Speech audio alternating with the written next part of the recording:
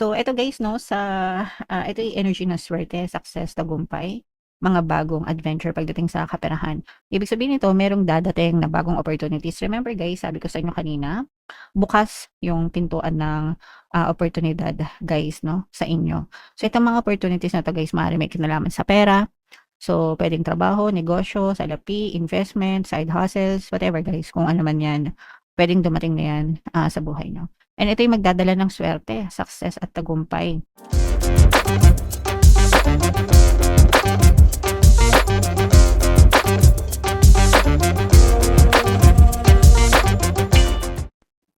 Hello guys, hello Aquarius, welcome back to Pinay Pixie Tarot. Ang pamagat ng episode natin for tonight is mid-month kapalaran. Para ngayong April 16 to 31 guys, or to 30. Para sa Aquarius, Sun, Moon, Rising sign, and Venus. So, unahin natin tong mga deck na to guys. Ito yung mga angel messages para sa inyo. Both positive and negative. Unahin natin yung negative guys, no? Kasi for some of you, maaaring may mga bagyong paparating sa buhay nyo. Pag sinabing bagyo guys, pwedeng figuratively, pwedeng literally. So, figuratively speaking, pag sinabing bagyo, ito yung mga pagsubok, mga challenges, no? Sa buhay natin, maaaring maka-experience kayo ng mga problema. Literal naman, for some of you, maaaring may bagyo. Although, panahon ng dry season tayo ngayon sa Pilipinas, guys, no? So, I'm not sure kung biglang magkaroon ng bagyo anywhere else. Pero sa ibang bansa, hindi ko rin alam mga kapiksi. So, yeah. So, mag-ingat na lang tayo. Pwede namang hindi bagyo, pwedeng natural calamity, mga kapiksi, no? Kapag may mga natural calamity na hindi maiwasan or hindi natin inaasahan. So, we can never tell.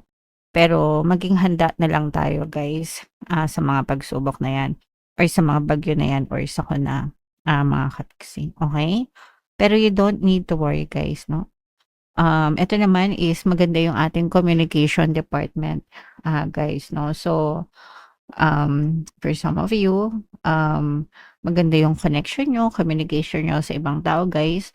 At saka yung iba sa inyo, pwedeng na-enhance nyo rin or magagamit nyo din yung mga creative skills nyo, mga kapiksi, yung mga hobbies nyo na creative, pwede siyang magamit para magbukas ng mga opportunities. These are opportunities, guys, no? So, maraming pintuan ng oportunidad yung nagbubukas sa inyo. Kapag dumadating yung mga oportunidad, guys, ibig sabihin sinasagot yung mga dasal nyo. Kaya make sure na marunong kayong kumilos, mga kapiksi. Alright? Okay. So, ito guys, i-mind mo yun yung mga opportunities na to, guys. Siya, itong mga good communication. So, ito naman ay sa love. Tingnan naman natin yung mga sitwasyon sa love life, guys. So, ilatag muna natin lahat. Kung ano lang yung makaresonate sa inyo, guys, take that message, mga kapiksi. Okay?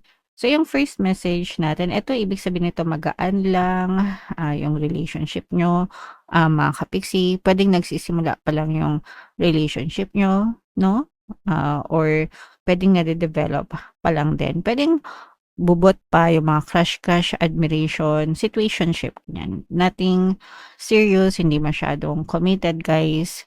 Pwedeng walang label, guys. So, yeah, for some of you, pwedeng nasa ganong klase kayo ng relasyon, mga kapiksi. Ito naman, guys, merong mga nangyari in the past na yung iba sa inyo hindi pa nakaka-move on. Pwedeng nag-away kayo ng person mo, tapos yung nangyari ng nakaraan, nasusumbat. Pwedeng ganon. O kaya may mga nagtitrigger, no? Kunwari, nagsinungaling siya sa'yo ngayon, natitrigger sa'yo yung dating sitwasyon kung saan nagsinungaling din siya, na parang nababalik mo yung sa isip mo, yung ganong alaala, mga kapiksi. Okay? Kaya importante talaga, guys, na yung forgive and forget na sinasabi, magkasama yun, mga kapiksi. Kasi you can never really forgive kapag hindi kayo kumalimot. So, dapat yung pagkalimot kasama ng forgiveness para if in case na may mangyari sa future, hindi niyo na siya maalala, mga kapiksi. Alright? Okay. And eto naman, mga kapiksi 'no, making memories, guys, from dito sa inyong current na, relationship mga kapiksi 'no, magtanim ng mga magagandang ala-ala guys kasi dadating yung time na, puwedeng if ever man na magkaroon kayo ng separation or what, kasi siyempre hindi naman tayo habang buhay na magkasama, especially pagdating sa mga expiration natin 'no.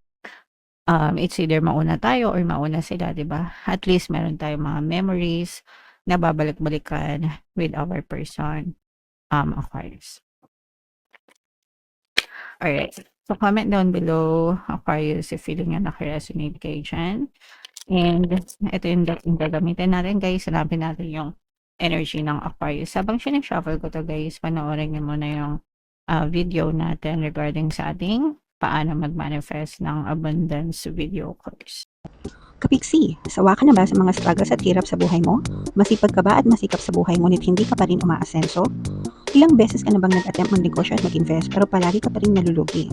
Sa pagkakataon na ito ay maaaring may subconscious beliefs ka na nagiging balakid sa iyong pag-unlad at pagyaman. Introducing, paano mag-manifest ng abundance video course. Dito ay matututunan mong ma-overcome ang mga balakid mo para tuluyan ka ng umunlad, umasenso, sumagana, maging matagumpay, successful at maswerte sa iyong kabuhayan, pera, trabaho, negosyo, salapi at kaperahan ng bonggang-bongga. Dali, mag-send na ng email sa pinoypixie@gmail.com at simulan na ang iyong pagyaman ngayon. Alright, so sa lahat ng gusto mag-avail ng course guys, meron tayong, paano mag-manifest ng abundance video course, paano mawala ang third party at magkaroon ng harmonious na relationship, paano pabalikin si ex, revise breakups. Mga interesado guys, mag-send lang kayo ng email sa pinoypixie@gmail.com. And sa mga naghahanap ng pampaswerte guys, meron tayong money shaker jar. Ito guys, super effective na pampaswerte mga kapiksi at saka ito. So ito yung number ko sa WhatsApp, i-chat nyo lang ako dyan mga kapiksi.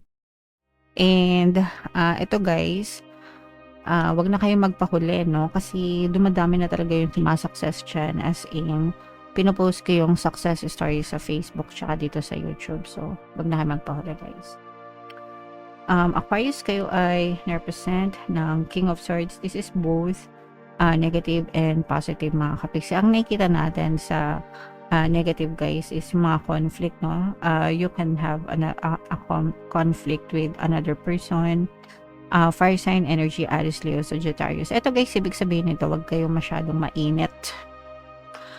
Wag kayong masyadong magpadalos-dalos sa pagdedesisyon at saka sa pagbibitaw ng mga salita, mga kapiksi, kasi baka meron kayong masabi na hindi maganda sa ibang tao. Tapos pagmulan ng away, mga kapiksi, no? So, there are things na dapat sinasarili natin. There are things na kung sasabihin natin, make sure na sabihin natin in a nice way. Huwag yung palaging pabalang, palaging matabang, palaging akala mo naghahamon ng away. May mga ganun tao talaga, no? Akala mo kung magsalita parang palaging galit, no? So, kung makikipag-usap tayo, may mga gusto tayo sa ibang tao, make sure na makipag-usap tayo sa maayos na paraan para ma-resolve yung mga issues, mga kapiksi. Okay? Alright. So, eto guys, no, ito yung energy na swerte, success, tagumpay, mga bagong adventure pagdating sa kaperahan. Ibig sabihin nito, merong dadating na bagong opportunities. Remember guys, sabi ko sa inyo kanina, bukas yung pintuan ng oportunidad guys, no, sa inyo. So itong mga opportunities na to guys, maaari may kinalaman sa pera.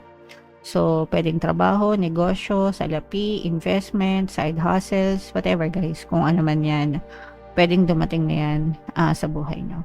And ito yung magdadala ng swerte, success at tagumpay sa inyo. Itong mga opportunities na to guys, ang dala sa inyo nyan ay swerte, good luck, good fortune, at saka success at tagumpay, no? Magiging very progressive yung takbo ng buhay nyo dahil sa pagdating nitong mga bagong oportunidad na to, mga kapiksi, at saka feeling mo talaga sinuswerte ka or maaaring maging maganda yung takbo ng swerte mo dahil sa bagong oportunidad na to.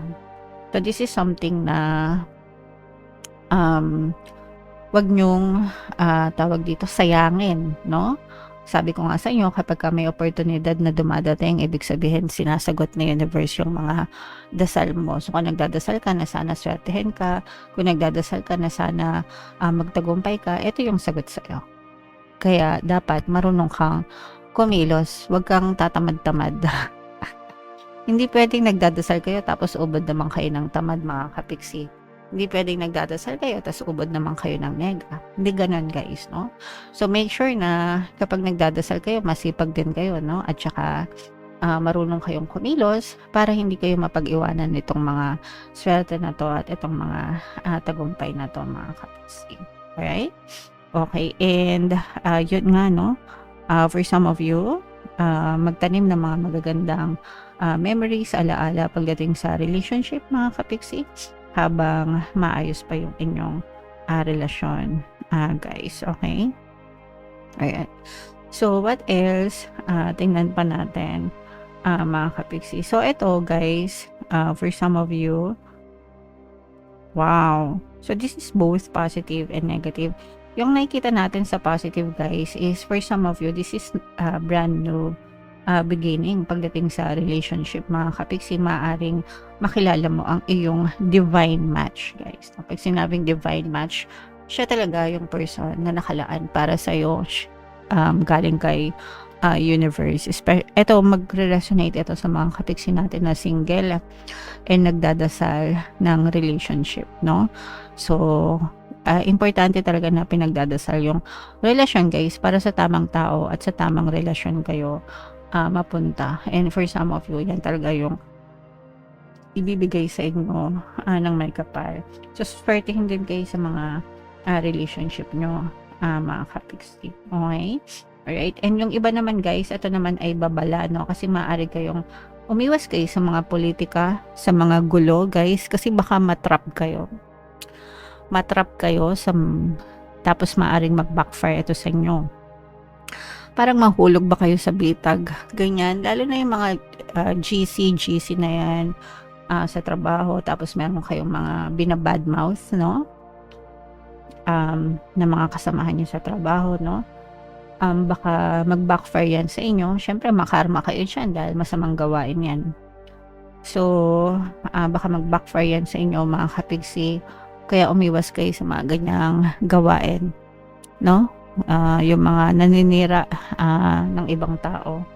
Hindi nyo nga sila sinisiraan harap-harapan, pero behind their backs, naninira naman kayo, di ba? So, wala rin kayong pinagkaiba sa ibang tao na naninira harap-harapan. Nagets nyo ba? Kahit pa sabihin group chat yan or private yan, mga kapiksi, iwasan nyo yung mga ganun kasi magbabackfire yan sa inyo.